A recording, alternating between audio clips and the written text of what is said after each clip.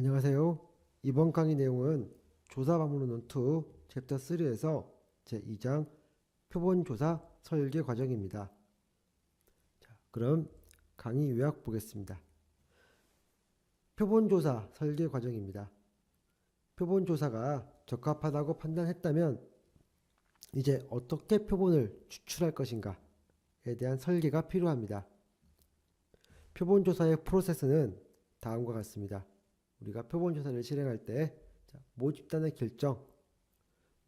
결정을 하고 표본 프레임의 결정, 그 다음에 표본 추출 방법 결정, 표본 크기 결정, 표본 추출 실행 이렇게 진행을 합니다.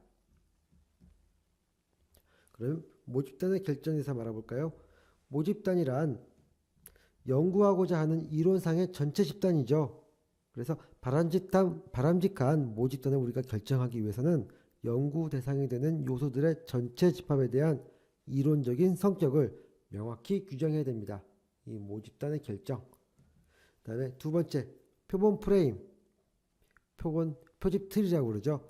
표본 프레임의 결정. 표본 프레임이란 연구자가 조사하고자 하는 어떤 연구 대상 범주에 들어가는 정보의 원천입니다. 모집단 내에 포함될 조사 대상자들의 명단이 수록된 목록이죠.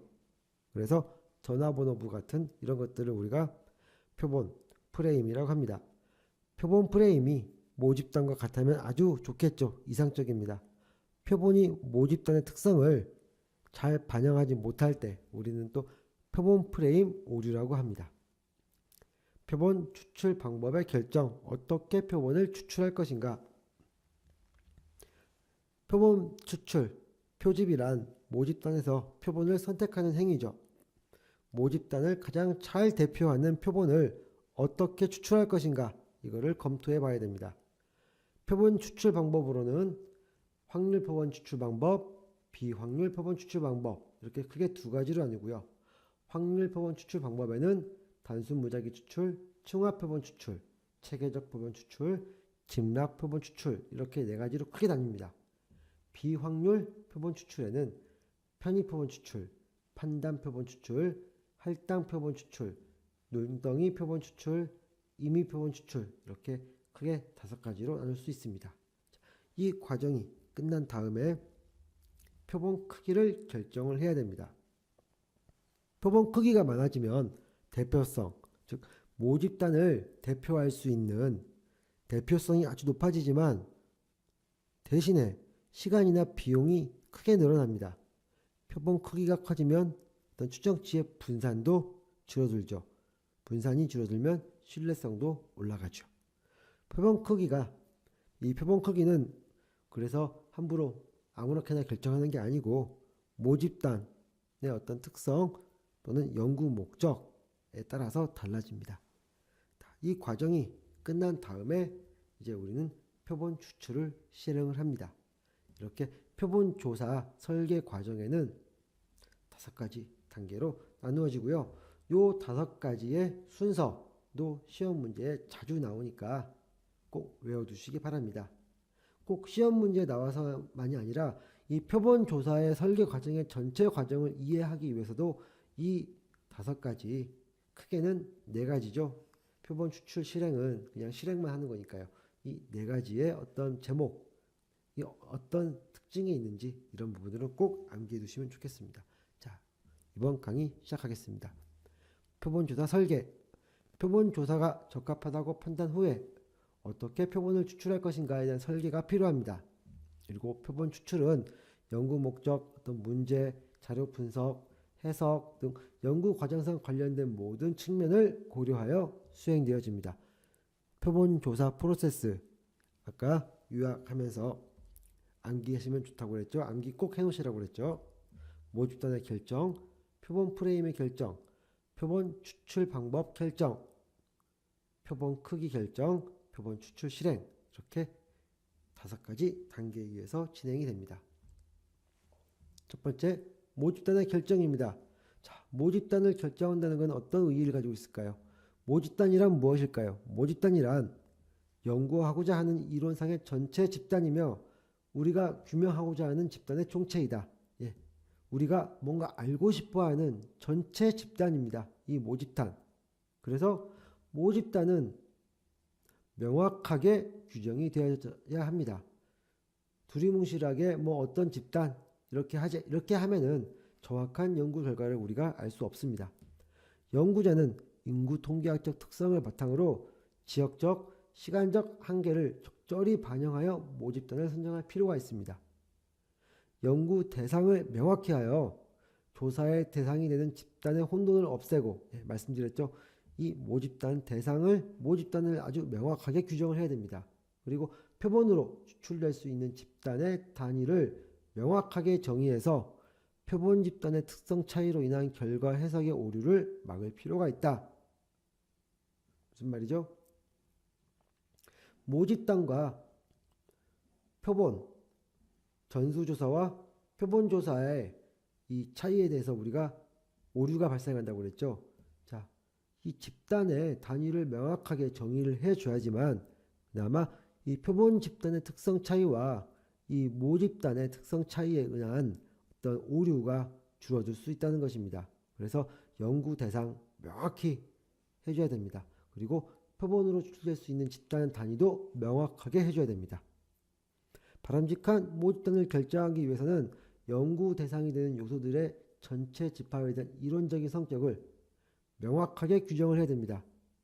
네, 이 모집단을 명확하게 규정하는 하나의 조건에 있어서 연구 대상이 되는 요소들의 전체 집합에 대해서 이론적인 성격까지 명확히 규정을 해야 된다. 이를 위해서 연구 내용, 연구 범위, 표본 추출 단위, 시간 이런 부분들에 대해서 명백하고 한정적이란 말은 이 명백하게 라는 말하고 거의 비슷한 말입니다. 한정적으로 확정할 필요가 있다.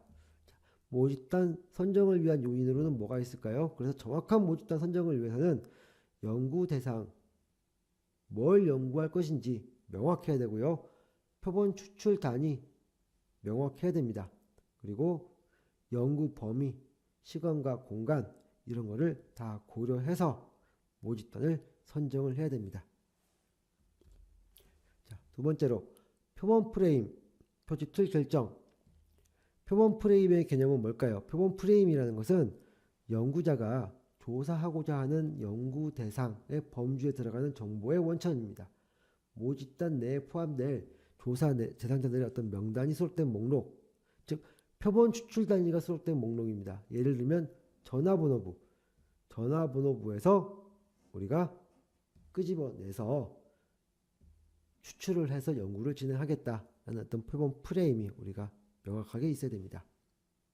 그 다음에 두 번째, 표본 프레임의 조건 어떤 게 있을까요? 표본 프레임, 특정 프레임은 모집단의 특성을 잘 반영하고 있어야 된다. 이 표본 프레임 자체가 모집단의 특성을 잘 반영하고 있어야지만 여기에서 추출된 어떤 표본도 모집단의 특성을 잘 반영할 수 있을 것입니다. 좋은 표본 프레임은 모집단의 구성 요소를 모두 포함하여 완전하고 정확한 정보를 가지고 있는 것이다. 왜? 표본 추출로서 모집단을 우리가 추정을 해야 되기 때문에 좋은 표본 프레임이라는 것은 이 모집단의 구성 요소를 다 포함하고 있으면 아주 좋습니다. 그래야만 정확한 연구가 나올 수 있죠. 모집단과 일치될 때 가장 이상적이겠죠. 네, 표본 프레임과 모집단이 같다. 그러면 아주 이상적인 표본 프레임이겠죠. 가장 이상적입니다. 자, 표본 프레임 오류란 건 뭘까요? 실제 연구를 진행하는 경우에 연구자가 추출한 표본이 모집단의 특성을 반영하지 못하는 경우에 발생하는 오류이다. 네, 대부분의 연구에서 이렇게 표본 프레임 오류가 발생이 됩니다. 왜냐하면 완벽한 모집단의 특성을 반영할 수 있는 표본 프레임이라는 것은 거의 불가능하기 때문이죠. 표본 프레임 오류를 해결하기 위해서 표본 프레임, 표본 추출 틀에 맞게 모집단을 재규정한다. 자료 수집 과정에서 오류가 있는 데이터를 선별해서 미리 조사를 시작하기 전에 적절하지 않은 연구 대상을 제거한다. 좋은 방법이죠. 그리고 자료 분석 과정에서 수집된 자료의 일정의 가중치를 적용시켜 자료를 조정한다.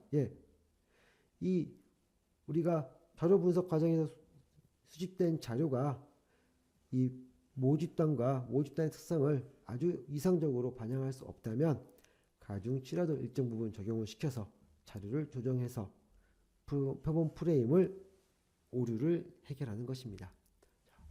표본 프레임 평가 요소 뭐가 있을까요?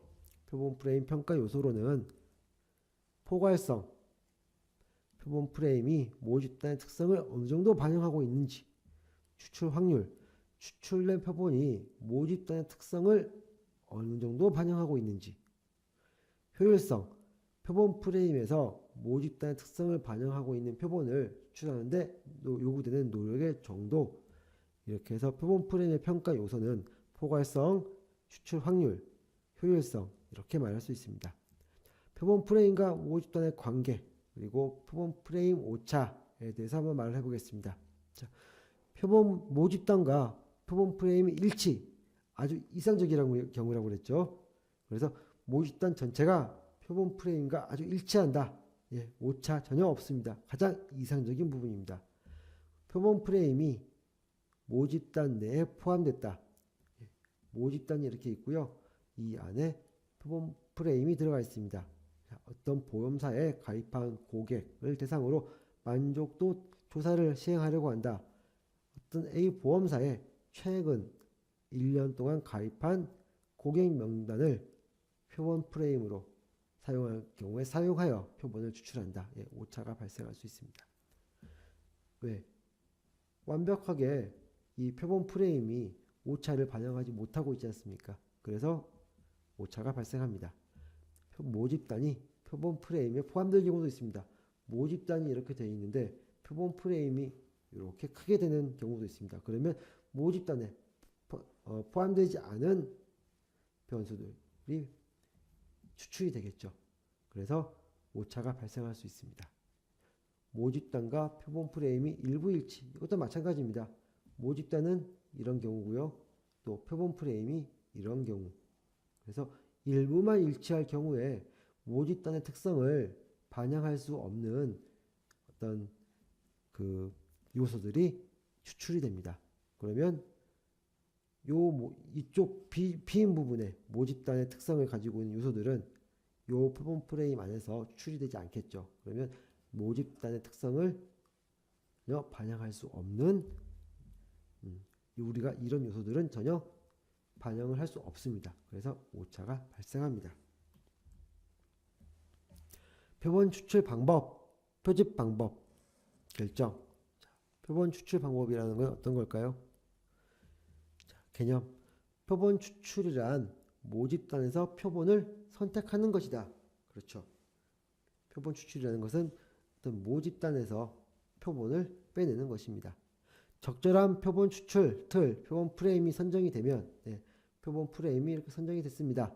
그러면 모집단을 가장 잘 대표할 표본을 어떻게 추출할 것인가, 어떤 방법으로 추출할 것인가를 검토를 해야 됩니다. 굉장히 많은 방법이 있죠. 자, 표본을 추출할 때는 모집단을 분명하게 정의하는 것이 중요하다. 계속 나옵니다. 우리가 정확한 어떤 표본을 추출하기 위해서 모집단을 분명하게 정의하는 것, 명확성 굉장히 중요한 것입니다. 표본을 추출할 때는 모집단을 분명하게 정의하는 것 중요하다. 표본 추출의 대표성. 표본은 모집단을 대표하여 일반화가 가능해야 된다. 예, 맞습니다. 표본은 모집단을 대표한다. 표본을 우리가 뽑는 이유는 모집단의 특성을 알기 위해서 표본 조사를 하는 것이죠. 표본은 모집단과 변수의 특성이 유사한 분포를 갖출 수 갖도록 추출되어야 된다. 그렇죠. 표본은 모집단의 특성을 반영을 해야 됩니다. 조사에 있어 어떤 것이 중요한 가설인가에 따라서 대표성이 달라진다. 표본 추출에서 가장 중요한 요인은 대표성, 적절성이다. 자, 이 대표성, 모집단의 특성을 잘 반영할 수 있는지 이런 부분의 대표성이고요. 적절성, 일반화가 가능하도록 적절하게 표본이 추출이 됐는지, 대표성과 적절성, 이거 시험 문제에 나왔던 부분입니다. 자, 표본 추출률. 표준 비율은 뭘까요?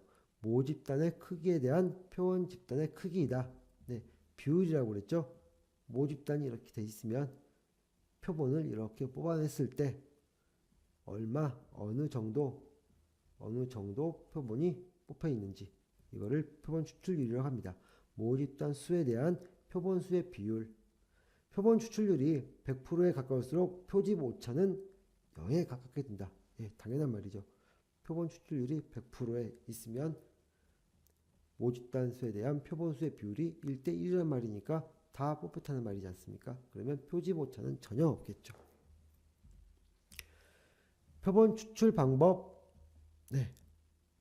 요 각각의 표본 추출의 방법에 대해서는 제 3장과 4장에서 각각 강의를 합니다. 이 장에서는 표본 조사에 대해서 표본 추출 방법 구성 체계는 이런 식으로 이루어져 있구나 이렇게 아시면 되겠습니다. 자, 표본 추출 방법에 대해서는 우리가 확률 표본 추출과 비확률 표본 추출로 두 개로 나눌 수 있습니다. 그래서 확률 표본 추출의 종류에는 단순 무작위 추출, 충화 표본 추출, 체계적 표본 추출, 집락 표본 추출이 있고요. 충화 표본 추출에는 비례 충화, 불비례 충화, 가중 확률 표본 추출, 그 다음에 집락 표본 추출에는 단일 단계, 다단계 이렇게 두 가지로 나뉜다. 이렇게 그림을 이해하시면 되고요.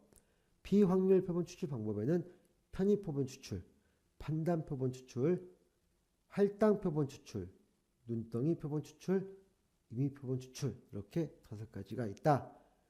이렇게 이해하시면 되겠습니다. 전체적으로 이 특징보다는 이 제목 확률과 비확률, 확률에는 이렇게 4가지, 비확률은 5가지 요 정도는 무조건 외워두셔야 됩니다. 확률 표본 추출 방법과 비확률 표본 추출 방법 비교. 확률 표본 추출 방법과 비확률 표본 추출 방법은 어떻게 다를까?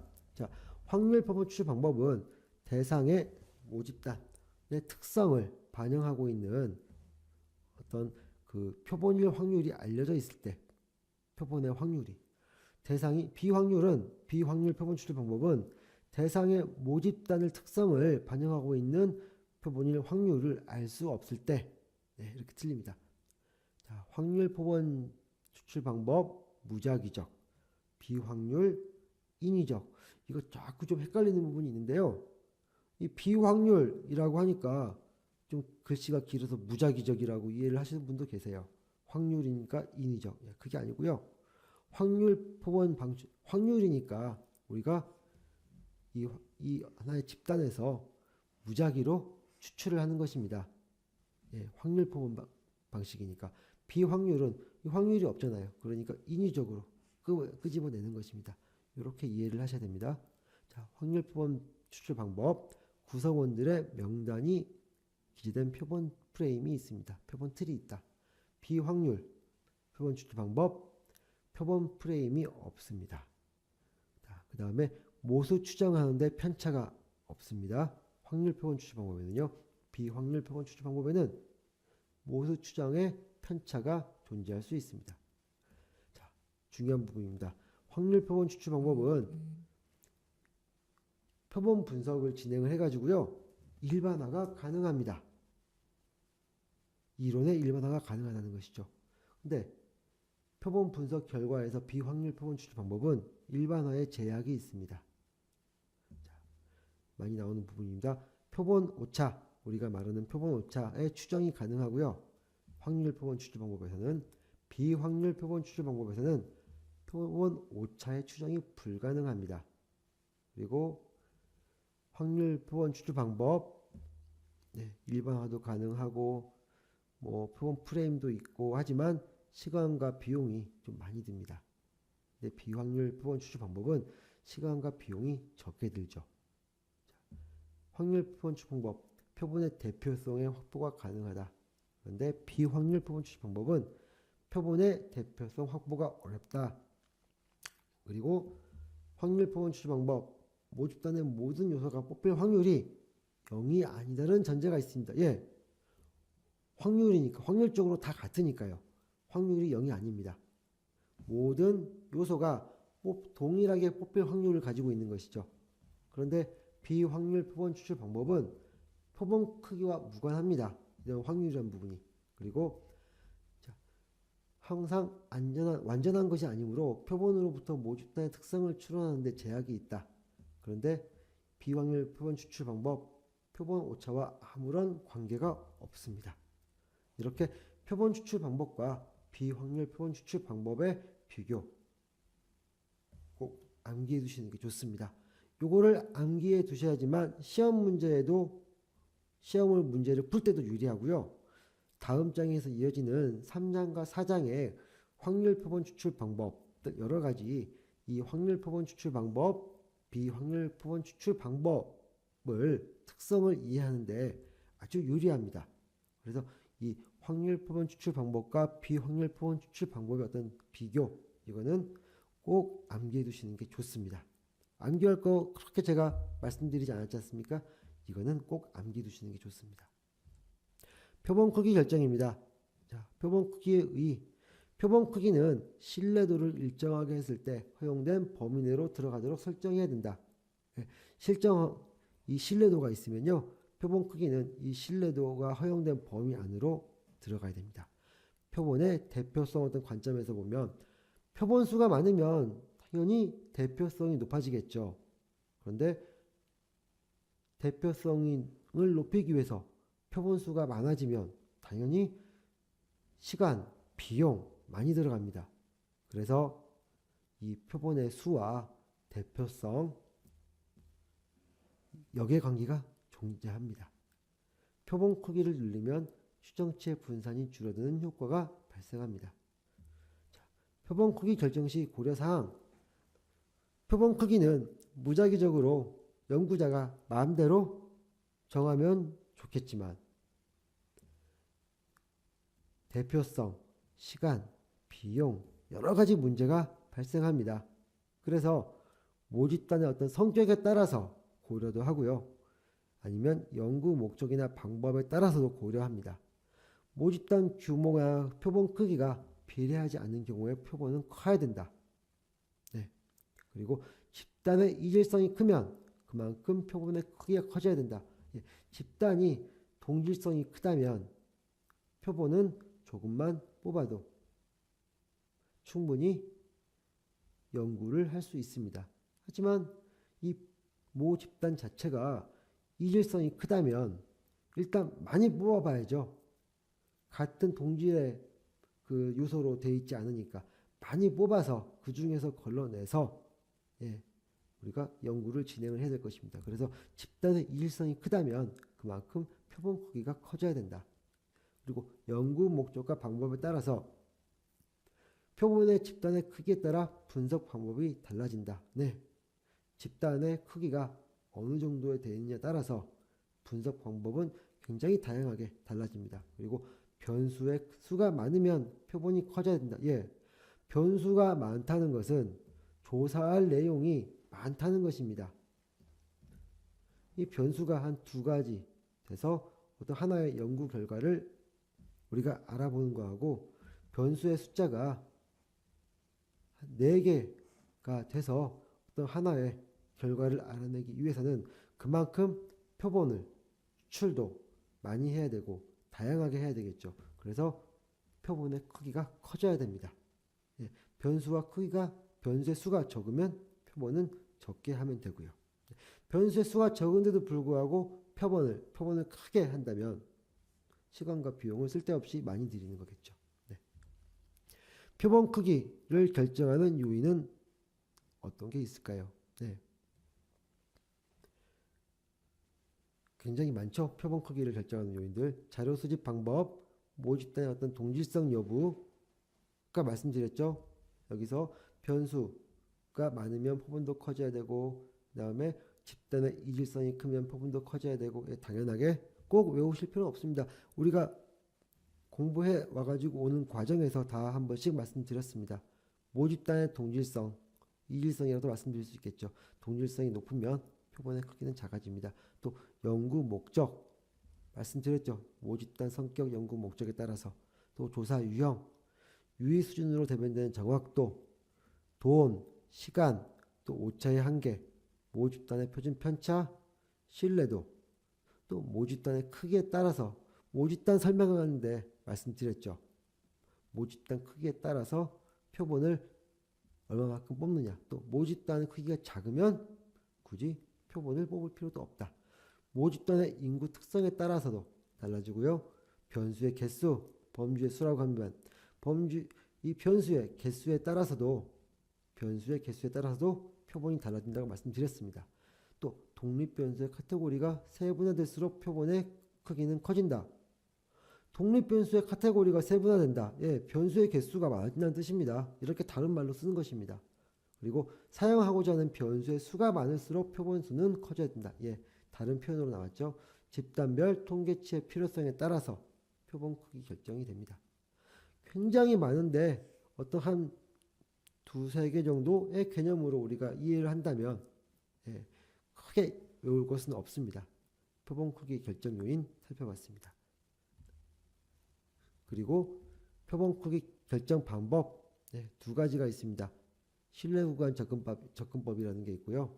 신뢰구간 접근법은 단순 무작위 추출해서 사용합니다.